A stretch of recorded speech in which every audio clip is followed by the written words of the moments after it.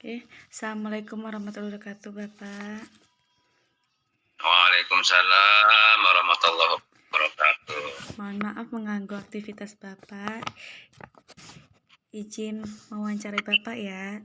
Perkenalkan, nama saya Karsawati dari SMP Muhammadiyah 2 Gading Rejo. Ingin mewawancari Bapak terkait masalah yang ada di sekolahan. Ini memenuhi tugas dari PPG Pak, Pendidikan Profesi Guru.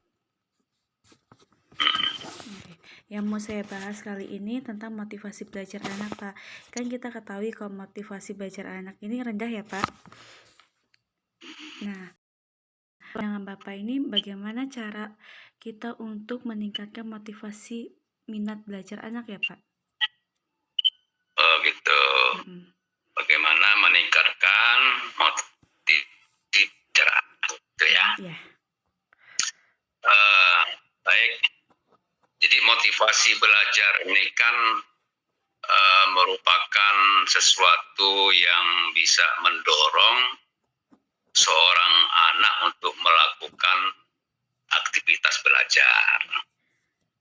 Nah, posisinya sangat sangat penting dan sangat urgen sesungguhnya untuk menjadi bagian yang harus diperhatikan oleh guru terutama. Kenapa? Karena motivasi ini yang bisa memunculkan keinginan siswa untuk melakukan sesuatu. Seseorang akan antusias melakukan sesuatu kalau dia ada motif tertentu yang ada di dalam dirinya. Nah, motivasi itu sendiri tentu kalau kita secara teori itu bisa kita tahu ya, sudah tidak asing lagi ada yang disebut dengan motivasi intrinsik, ada yang disebut dengan motivasi ekstrinsik. Nah, motivasi intrinsik itu adalah motivasi yang muncul dari diri siswa itu. Sementara kalau motivasi yang bersifat ekstrinsik adalah motivasi. Nah, persoalannya adalah bagaimana seorang guru itu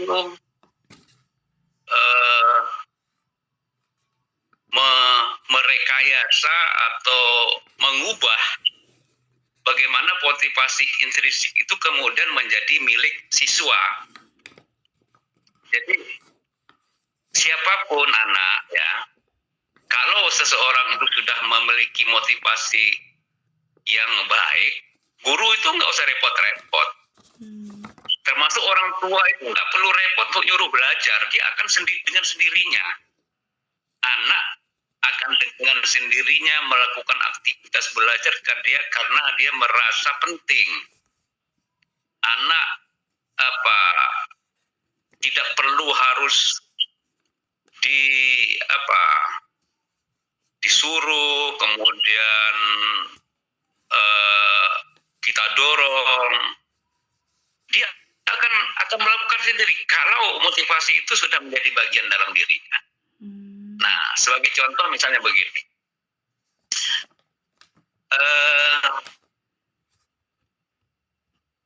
Seseorang yang misalnya anak SMP, sejak awal misalnya dia tertarik untuk menjadi profesi dokter misalnya ya, dari awal sudah tertanam dalam dirinya. Nah, dia tahu kalau dokter itu harus pinter. Dokter itu syaratnya pinter, misalnya kan harus telaten. Yang namanya dokter misalnya harus menguasai ilmu biologi misalnya, dan seterusnya. Nah, dengan keinginan yang luar biasa itulah yang membuat seorang itu kemudian berupaya sekuat tenaga untuk belajar. Nah, karena itu maka penting juga seorang guru itu, tapi persoalannya kan kadang-kadang bukan guru itu nggak bisa ya, Ya. tetapi apa namanya, dibatasi oleh waktu ya. Kalau misalnya guru mata pelajaran ya, Ya. ingin memberikan motivasi kepada anak, sementara target kurikulum itu kan sudah jelas harus selesai sekian pokok bahasan misalnya, sehingga kadang-kadang terlupakan itu untuk apa? Terlupakan untuk memberikan cerita misalnya, memberikan apa, mungkin menyampaikan biografi orang-orang yang sukses misalnya kan. Kesulitan, nggak ada waktunya. Kan itu maka yang perlu didorong itu tentu kerjasama antara guru kepala sekolah dan guru BK. Bagaimana memberdayakan guru BK ini, yang memberdayakan guru BK dalam pertemuan-pertemuan tertentu yang khusus membahas motivasi misalnya, dengan sekian jam pelajaran misalnya, kan apa, cukup memadai gitu ya, cukup memadai ya. Karena begini Mbak, untuk mendorong orang itu kan kita harus bercerita kan, misalnya cerita sejarahnya salah satu misalnya presiden Amerika misalnya, seorang petani, anaknya petani kok bisa jadi presiden. Nah,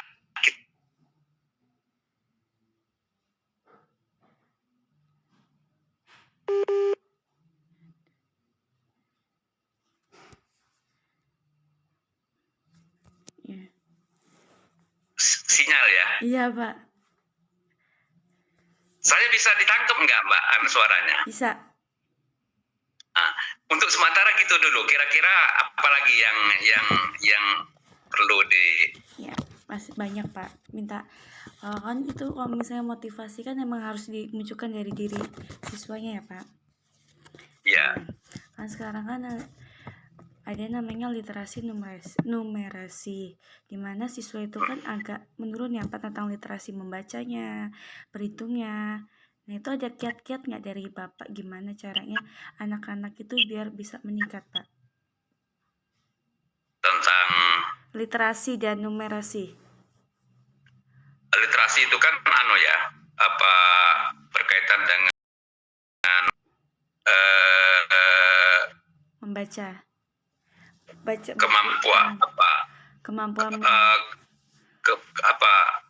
pengembangan wawasan melalui aktivitas membaca ya. Ya kan? Iya Pak. Kalau numerasi, angka Pak, perhitungan. Berhitung ya. Apa tadi? Meningkatkan literasi dan numerasi. Ya kalau literasi ya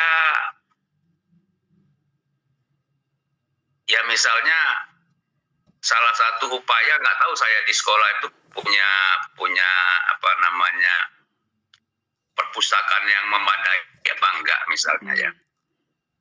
Nah, ada baiknya juga misalnya khusus untuk motivasi kalau masalah literasi,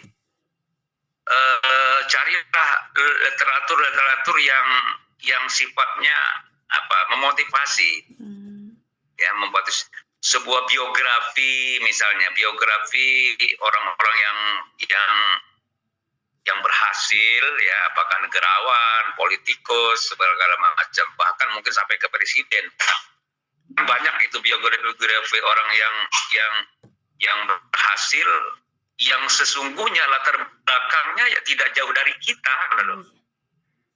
Orang pedesaan, anaknya petani, anaknya nelayan, orang nggak punya, bahkan mungkin sejarahnya seperti yang sekarang salah satu miliuner di negeri kita ini ya anak petani. Itu siapa itu namanya, lupa saya. anaknya petani, anaknya transmigran ya, yang sekarang termasuk 10 besar terkaya di Indonesia gitu loh. Artinya semua orang tuh punya peluang. Nah, baca-bacaan seperti itu sebetulnya juga penting. Jangan sampai misalnya hanya kita seolah, maka peran guru BK itu penting sesungguhnya untuk memberikan peran dalam hal penentuan literasi yang akan dibaca. Jadi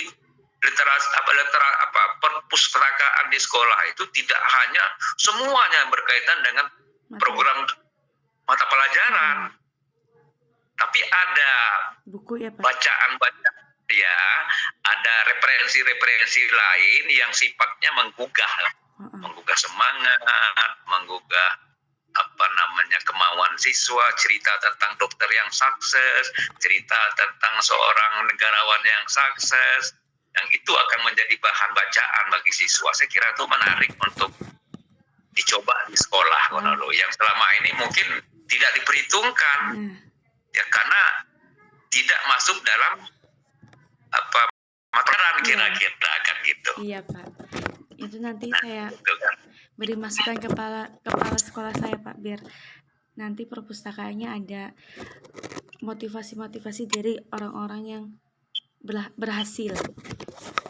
Iya, saya kira itu menurut pengetahuan saya itu sampai sekarang belum menjadi perhatian di sekolah itu. Iya. Ya, semua berkaitan dengan mata pelajaran ya.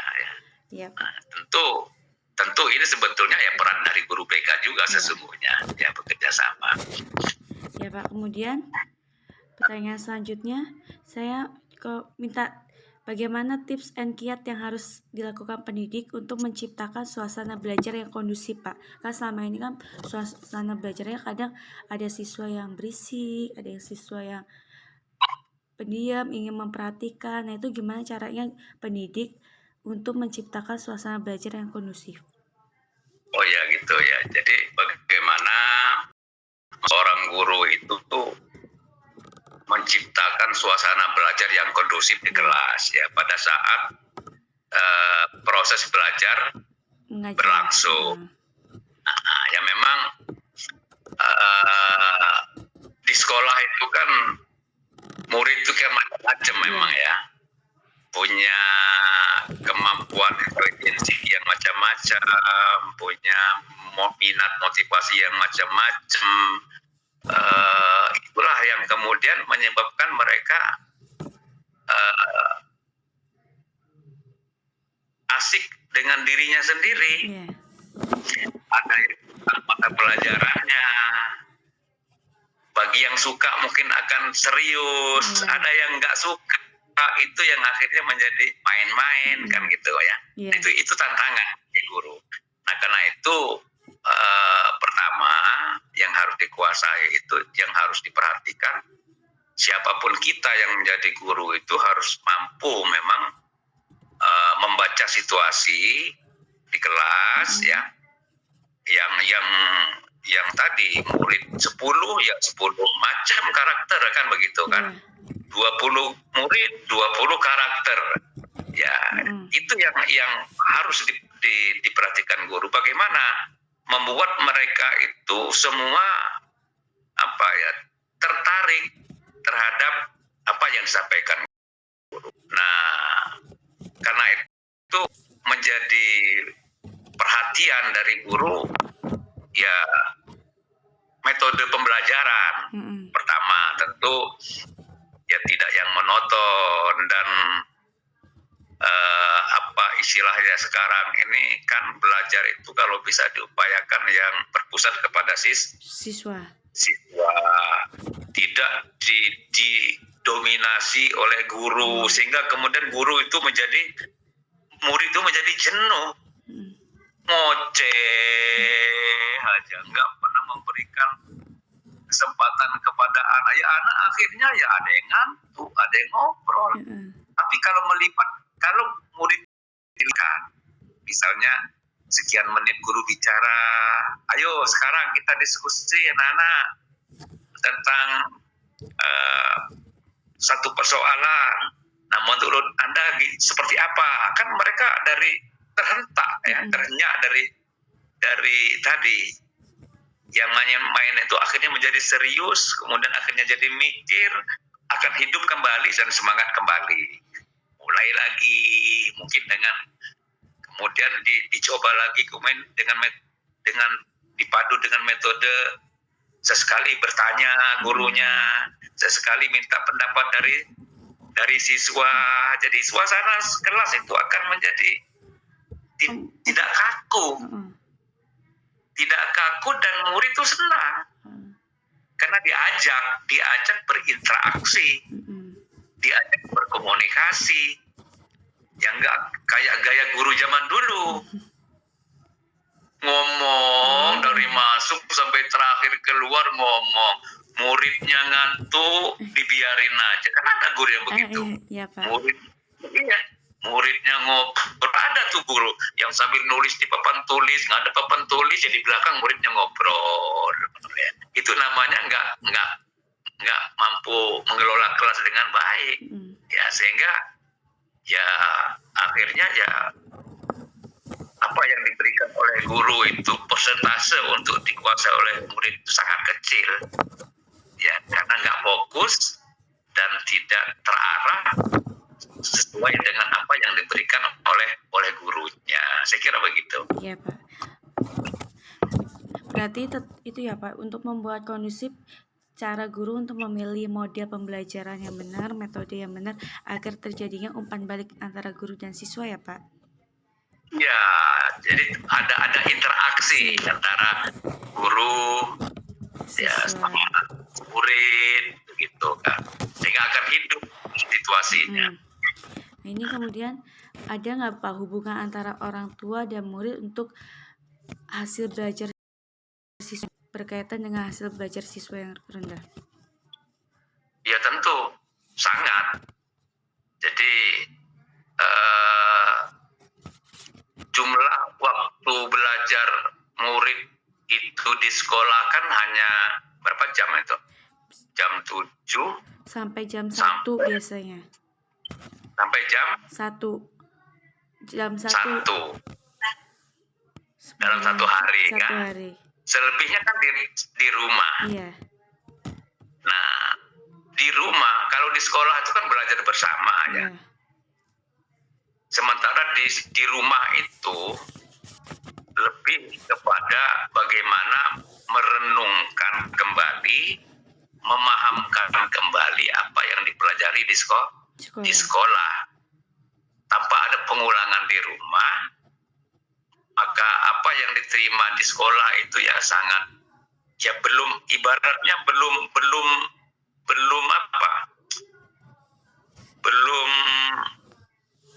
belum menjadi miliknya siswa kan, harus melalui proses perenungan, proses penghayatan, membaca kembali, mengulang kembali, dan itu terjadi di rumah. Maka di sini yang kemudian membuat orang tua tuh menjadi sangat berperan terhadap keberlangsungan nilai dalam upaya untuk meningkatkan tadi prestasi belajar siswanya. Jadi ini juga penting. Maka kalau bisa memang dalam satu semester sekali kan ada waktunya pembagian rapot dalam satu semester sekali. Misalnya pada saat pembagian rapor, baik sekali kalau wali kelas itu diundang sekolah. Oh iya. Wali murid ya. Wali murid, Pak. Diundang di sekolah, kemudian mungkin wakil dari guru mata pelajaran diberikan kesempatan bicara, guru BK-nya bicara, kepala sekolahnya bicara, apa yang harus dilakukan oleh orang tua itu. Tentu orang tua harus mengawasi anaknya, kemudian bila perlu mendampingi, memastikan anaknya apakah belajar atau tidak di rumah itu. gurunya, orang tuanya cuek, nggak peduli, ya saya kira ya akan sulit, akan meraih prestasi yang baik begitu. Maka ada kerjasama yang baik seharusnya antara sekolah dengan wali Murid. murid. Ya. Wali murid. Itu ya hubungan antara itu. Berarti harus ada kerjasama dengan baik ya Pak. Ya. Kemudian kan di kelas itu ada beberapa kan siswa kesulitan belajar tuh Pak. Nah, itu peran guru itu seperti apa ya Pak? Untuk peran guru untuk siswa yang kesulitan belajar. Oh ya, guru ya. Kesulitan belajar ya. Iya. Ada guru BK nggak di sekolah Mbak? Ada. Ada ya. Iya. Nah, memang untuk tahap awal itu guru mata pelajaran itu mungkin bisa lah bertanya kepada siswa. Barangkali siswa itu punya problem, punya persoalan. Apakah persoalan mungkin berkaitan dengan teman, mungkin persoalan berkaitan dengan situasi di rumah. Untuk tahap awal, saya kira nggak salahnya guru mata pelajaran itu ikut mencoba ya, mendekati siswa yang bermasalah itu, dirangkul. Ada apa sih nak, kok sepertinya kamu kok misalnya nggak semangat seperti temannya, sesungguhnya ada apa, kan begitu. Nah lalu kalau sudah ketemu, kemudian guru kelas itu coba berdiskusi dengan guru BK-nya. Karena memang salah satu tugas guru BK itu adalah ya membantu siswa yang mengalami kesulitan belajar. Ya. Iya, Pak. Nanti akan ketemu, digali persoalannya. Ya, kemudian ya kalau memang sudah masuk ke tangannya guru BK, setelah ketemu persoalannya kan nanti akan diberikan layanan untuk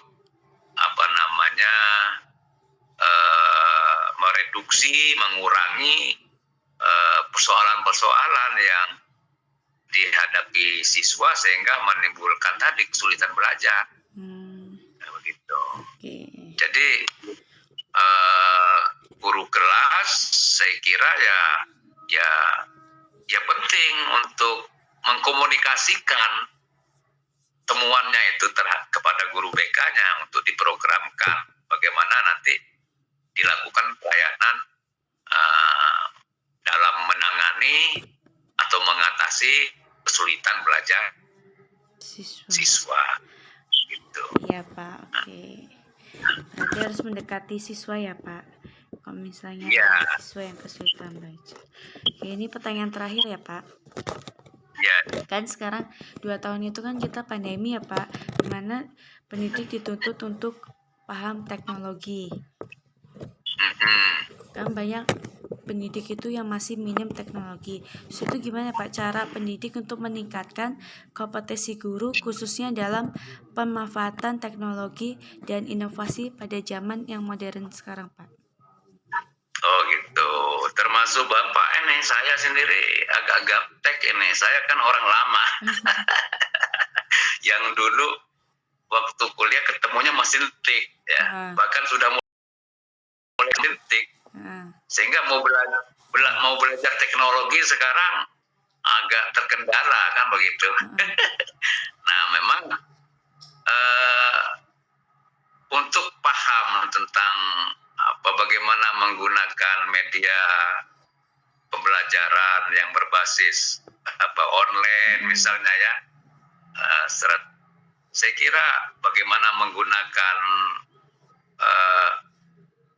sekarang kan banyak lewat WA atau lewat Google Classroom, lewat Google Meet dan seterusnya kan. Tidak semua juga guru itu paham kan.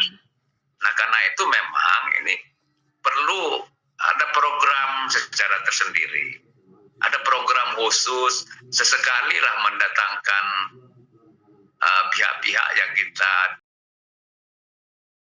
Mm-mm. kemudian guru-guru itu dikumpulkan, workshop apa bentuknya lah, apakah pembelajaran, media pembelajaran dengan menggunakan ya ya harus dilakukan itu, karena nggak tanpa program khusus untuk menghadirkan yang paham, sulit kita untuk ngerti Iya, ya. iya Jadi Pak. mungkin penting sekolah itu sesekali, apakah dalam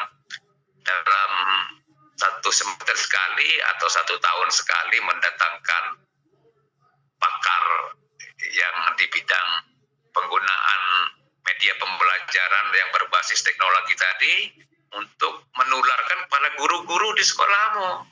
Iya Ya. Pak. Iya. Sehari udah sangat bagus. Mudah-mudahan dengan itu langsung bisa dipraktekkan oleh Oke. siap-siap gurunya. Kalau enggak ya saya cuman nonton aja, nggak tahu. Saya kira begitu. Iya Pak.